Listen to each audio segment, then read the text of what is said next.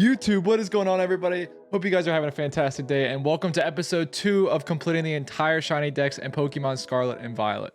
Today we have 4 more entries into the shiny DEX itself, and I'm really looking forward to sharing the moments that I had while catching these Pokemon.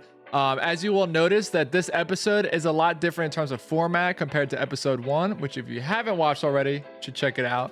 But let me know which format you like more. Before I was reacting to the TikToks that I made for it, but now I'm just going to react to the clips. Just let me know which one you prefer. All right, that's enough out of me, but let's go ahead and look at our first shiny of the day. I think it might, yeah, it might be that. But Mousehold apparently is really good for that. Did the rule thing for Showdown a while back. Huh? The first whatever. Wait, hold up.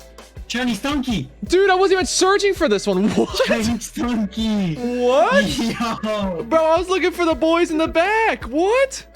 So as you guys can see, the first shiny of the day was shiny Stunky, which was actually really crazy because we were intending on looking for the fortress. You guys will see basically in the background of the clip that there are so many fortresses spawning because of an outbreak that I was doing.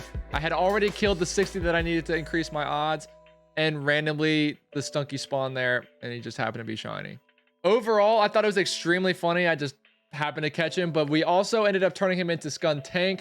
I personally like evolving all of these Pokemon, and ideally what I want to do with this entire challenge is to have Pokemon that I can use in battles that are always shiny. So whenever I go online to battle, whenever I'm in a competitive game, whatever the scenario, I just think it's cool to have the shiny Pokemon. So we evolved it into Skuntank. We named him Stinkelstein, and the rest is history. But now I'm guessing the last question you have is why his name is Stinkelstein, and I'll tell you. So about 6 months ago, I was still in college at my university before I graduated, and I had this core friend group of about 10 people, and we hung out all the time. We were very interested in soccer, video games, anime, movies, just you name it. We would always just hang out and just have a good time. Getting on the fact that we liked video games, we started to play Pokemon Unite, and if you guys don't know, you can make a team on there with a group of 5, but you can also make a clan on top of that, which you guys are all involved in. So in order to make this clan, for lack of better terms, right, you needed a name, and we never referred to ourselves as anything, but randomly Stinkelstein just came to be. I have literally no idea where that came from. Just seemed to fit all of us, so there we go. So now Stuntank being a skunk Pokemon that also smells in real life off the animal, we just thought Stinkelstein worked. Just seemed perfect. So now we have the fortress that we were looking for in the first place. Here's the clip. It definitely like increases your odds, but not like by like that much, you know? Like if you're in a good spot, you shouldn't have to use... Oh, there we go! Oh, I didn't save! I didn't save! Oh no! Oh, we have one chance. So that's basically the meat and potatoes of the encounter that I got with this fortress. However, I will say that we did have a little bit of trouble catching it. So many of you guys that have played the games before know that Fortress has a move that allows him to explode and flee an encounter. If you don't save before you get into this encounter, you may lose your chance of catching the shiny Pokemon if it does choose to explode. Thankfully, mine did not choose to explode, and I don't actually even think it had the move to do so, which we got extremely lucky for. So after a few exchanges with Ultra Balls, we ended up catching him. We named him Walnut. I don't know, just seemed to fit again. He just kind of looks like a walnut. I feel like that one's kind of self-explanatory. Who knows? This outbreak was another scenario where I caught multiple shinies, which I can do almost nothing with. Fortress is the final evolution, so having 2 really doesn't benefit me. If you guys want this Fortress, feel free to put it down in the comments, and I'll go ahead and do another giveaway like I did with the Magikarp in the last episode. So now we have our 3rd shiny. Let's go ahead and play the clip. It'd be crazy if I went up this waterfall and there was just a shiny. What the? What? Whoa, Oh, shiny. this is shiny? Yes. What? I randomly came across this. That's so random. Told you, pink is. What? So as you guys saw, I have never turned from 0 to 100 so fast.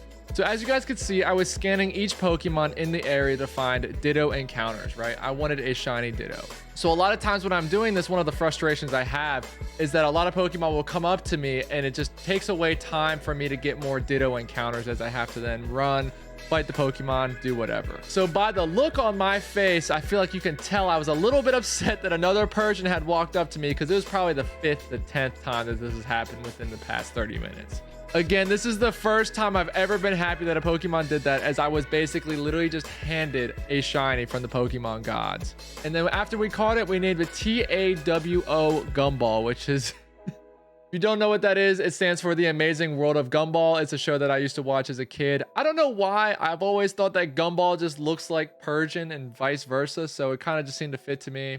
Let me know what you guys think on that one. But all right, let's go ahead and get into the next shiny.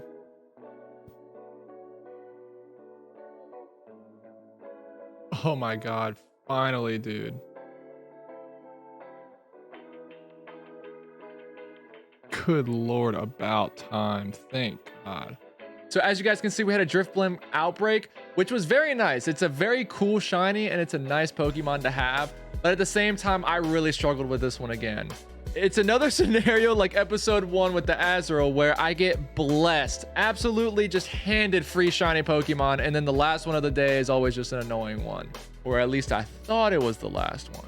But anyway, so basically with Drifloom, right, he only spawns at nighttime. So with only having so much time left in the day, like the physical, actual in real life day, as well as it only spawning at night and my sandwich running out, we again ran into the Azrael situation where we just had trouble catching it. But also like that scenario, we do catch it with like maybe 5 minutes to spare before midnight. I was extremely happy. We did only end up catching one, but we evolved it into Drifloom for the sake of, again, competitive fighting or whatever else we want to use the final evolution for. I am sure that I will say this a million times throughout this series, but Drifloom has one of the most goated shinies I have ever seen. And it's one of the ones I caught in Pokemon Go, so I was very excited to get it again in this game. So after catching him, we named him Russell due to the movie Up with all the balloons. It's one of those scenarios where I personally find it funny, and I'm sure nobody else will. You'll see that that's a very common theme on this YouTube channel. But anyway, again, I thought that was going to be the last shiny of the night for me because my outbreaks did switch. But go ahead and check out this last shiny interaction.